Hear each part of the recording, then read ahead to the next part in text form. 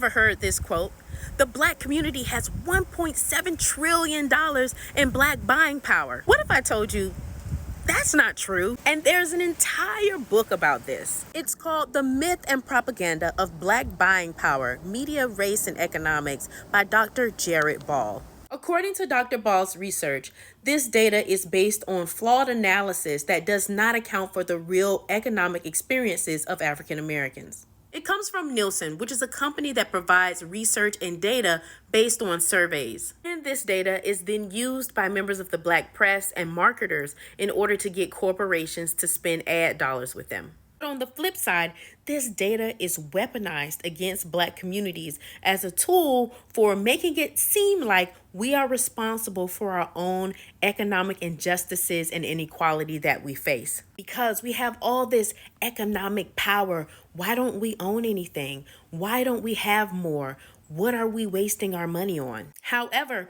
consumerism is not an indicator of individual wealth and or collective wealth for the black community. The so-called black spending power does not account for the black tax that black communities face. It doesn't account for the fact that consumerism and higher costs could actually be an indicator of predatory companies and corporations. We are often paying higher in price, not because we are economically empowered, but because we're being systemically economically disempowered.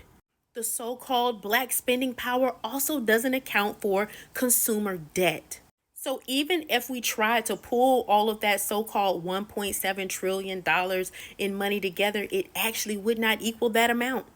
But I can already hear people in the comment section saying, but we spend money, we buy Jordans, we buy hair weaves. And even if we were to stop buying any of the items that come from your internalized anti-black trope, it would not make us more economically sound than we are now.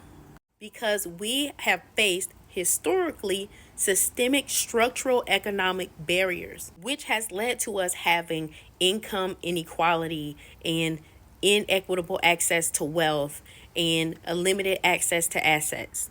And again, consumer spending is not the same as economic empowerment. In fact, some of the higher spending is actually an indicator of our economic vulnerability and the predatory markets that prey on our communities. So please check out this book. And also, if you want to learn more about the myth of the circulating black dollar, I recently found out that the Black Myths Pod did an episode on this. Also check that out.